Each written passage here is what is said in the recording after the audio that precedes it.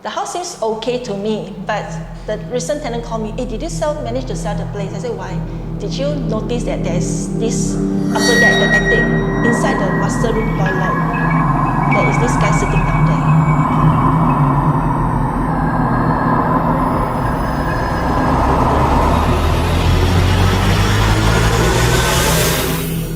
Hi, I'm Jean. Hi, I'm Nancy, and welcome to Zenith Answers. A few years ago, I was marketing a property in the eastern part of Singapore. Despite having so many viewings, I noticed that I could not get an offer from anybody. In those times, if you put an advertisement in the Straits Times classified ads, you probably get like 30 to 40 people coming to view the property over one weekend. And the property was very centrally located to the amenities, train stations and all that. So I wondered why I could not close that property. So one day when just before my viewing, I decided to go a little bit early. I sat down on the sofa and I felt just after a few minutes, basically there was only one person in the kitchen, and I felt chills. I felt that there was another person in the room with me. And so what I did, I asked my client, I said, when you do your prayers today, can you just, ask that whoever's in the property, to let you sell your property because you want to move on. I mean, every religion has their ways. So I said, you try and talk to the spirit or the entity. And I was very surprised when in the evening I received a call from my seller who said that as she sat down to do her prayers, she saw this apparition in black standing next to her. And then she said she didn't know what to do.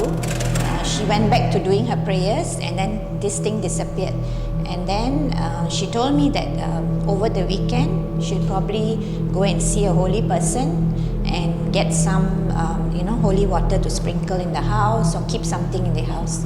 And after that weekend, surprisingly, once she had done that, I actually got an offer and we sold the property. So I believe that these kind of things do exist. We do have unclean houses in Singapore. This is one of my experiences. Yeah, for myself, right, been in these lines for over coming to 20 years. Of course, we have encountered a lot of that, but recent one which is similar to hers is that when I'm selling this unit, and a lot of things happening. The day I have viewing, it rains, or sometimes the buyer can't come, or something's really happened.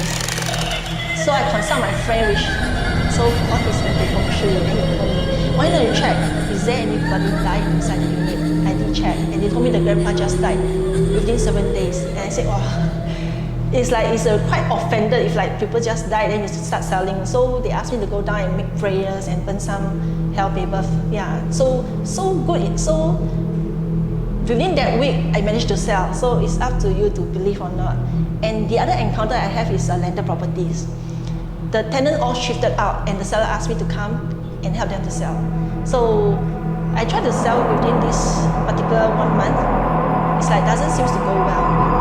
The house seems okay to me, but the recent tenant called me, hey, did you manage to sell the place? I said, why? Did you notice that there's this upper deck, the attic, inside the master room toilet? There is this guy sitting down there. Maybe he's the cause. So, I mean, if you believe or not, so I'll just get some master to come and just go through around the house, then I did manage to sell.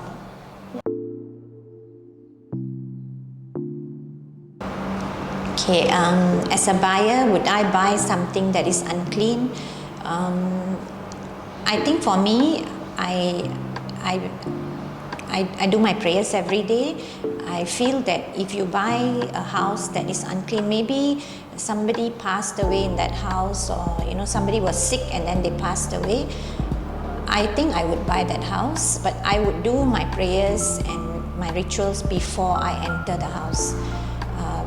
That's my belief. For me, my perception is a bit different. If the house is of good value because of this kind of cases, I will buy. Yeah, maybe for investment wise, yeah, maybe I don't think why not. That's all for now. Thank you for watching. Bye. Bye.